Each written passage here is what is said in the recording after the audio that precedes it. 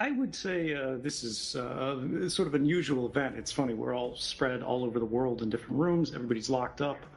Um, but for me, this is how I've always lived.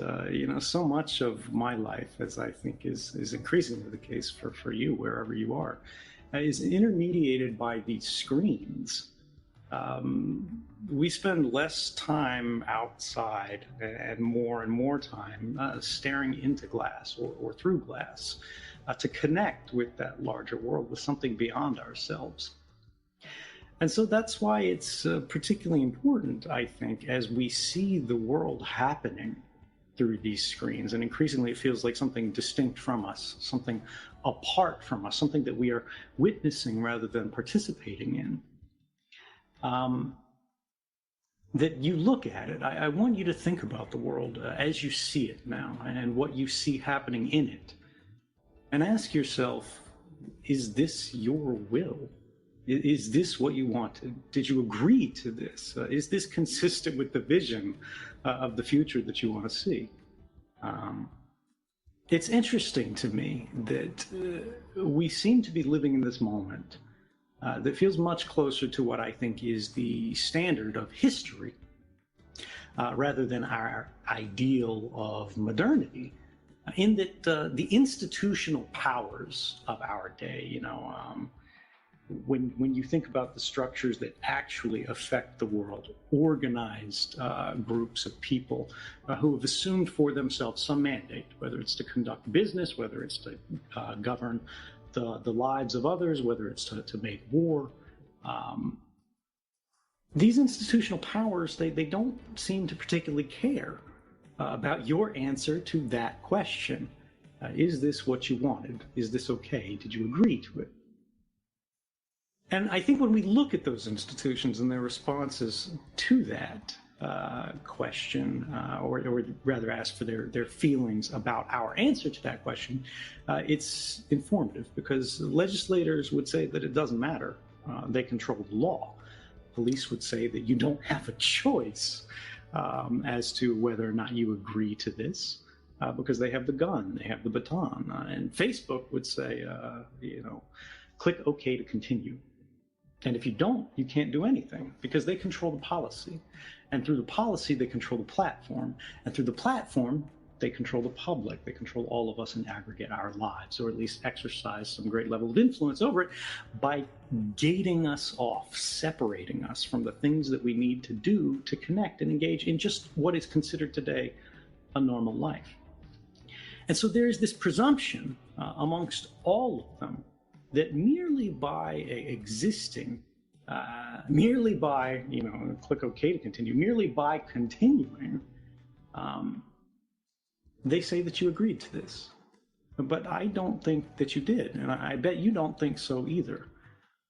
The reality is these institutions, all of them, they pretend that we consent to their actions. They pretend that we agree because of where we were born, or where we have no choice but to live, or lead a life to which we have no alternative because of economic insecurity, or political barriers, or barriers to movement. And I think it can be something as simple as, you opened a website, you turned on your phone. All of these things today have consequences, which we are not informed about, even if you read the 600 pages of legalese, because one of the very first terms in these terms of use that are applied to our lives is that these terms can change at any time. A statement that's as true for government as it is for corporations. And it's time that we recognize these are forced choices. If we don't have an alternative but to click OK, if there's no other option but to say no thanks, I would rather have my privacy, no thanks, but I would rather not have you collect this data, no thanks, but I would rather not have you apply violence to minorities, to people who are unlike me, or even to people who are like me. I would like to be treated fairly. I would like to see a more equitable world. I would like to see a better world, and I would like to make that happen. I would like to see politicians who are reasonable rather than extremist. I would like to see police that are worried about public safety rather than state security. And I think the fact that so many of our interactions in modern life, so many of the activities that we have to engage in are intermediated as our lives are by this glass. They are separated from us by this gate of a forced choice. We need to recognize that that is not consent, and the law needs to recognize that that is not consent. The companies need to recognize that is not consent, and the only way that that happens is if we recognize that that is not consent, not in any way that really matters. And I think that is what's happening today. I think that's what we see around the world. I think that's, for a large part, what is responsible for the rising tide of anger that we feel in so many ways. People don't feel a sense of agency. They recognize that things in the world are not going in the right direction, but, and they don't agree with it. And they do care about it, despite what people say to the contrary. But they don't feel that they have the ability to change it. And that's what we're talking about when we're talking about consent. We need to realize that that lack of consent matters. We need to realize that we matter.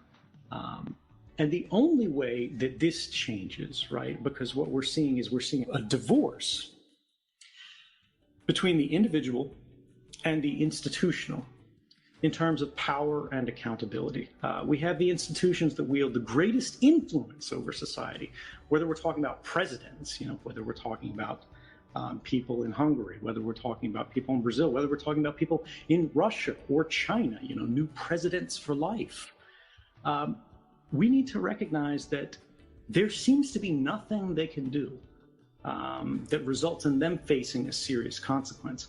Whereas the smallest infractions of our lives, that can even be civil rather than criminal, are instantly crystallized and memorialized at the moment of mistake and captured into a permanent record that's held and controlled by these groups. Again, whether they are commercial or whether they are governmental. And we have no influence to change them. But that's what we need. We need things to change. And, so many people are asking for change. They're basically complaining. They're writing articles. They're going, Facebook, you need to do this. They're going, government, please do this for us. But the sad truth of history, when you look, they are actually better than the problems we had in the past, as hard as it is to say. The world is getting better, but we are at a moment of regression. And the only way we make things get better again is through struggle and sacrifice, because change is never something that is granted. Concessions are not given to us by power. Our rights are not gifts. They are prizes that are won. And that won't happen without you. That won't happen simply because you believe in something. That won't happen simply because you care about something. That will only happen when you stand for something. It's not enough to believe in something. It's not enough to say all the right things. It's not enough to just put out a tweet out there. If you want things to change, you have to make things change, and that change begins with you. It's a small thing. It's one conversation at a time. It's not looking away. It's not walking past someone who does the wrong thing. It's saying that you don't agree.